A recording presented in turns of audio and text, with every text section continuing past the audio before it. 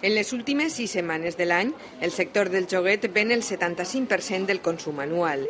Les estanteries estan plenes i enguany es remira molt el preu, fins i tot es compara en una tenda i altra. Sí que estan comprovant, sí, comproven prou. Van d'un lloc a un altre y van tots en tots els catàlegs que pueden replegar. Sí, unos pocos menos, pero vamos, que se hace un esfuerzo y lo que se pueda. Y así los Reyes pues se han portado bien, pues traer los mismos juguetes que otros años.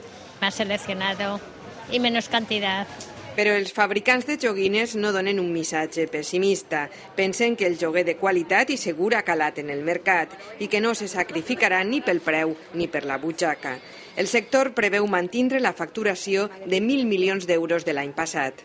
Confiem, per almenys, que seguisca aquesta tendència de veure-nos menys afectats que altres sectors.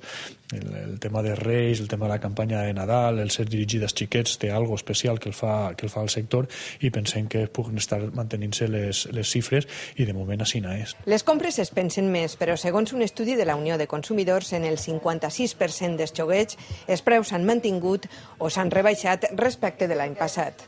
La mitjana d'estalvi és d'un 18% i hi ha joguets que fins i tot han rebaixat el preu quasi a la meitat, segons el mateix estudi. Els Reis gastaran més o menys 200 euros per xiquet-xiqueta. En Parc Marco, TV3, València.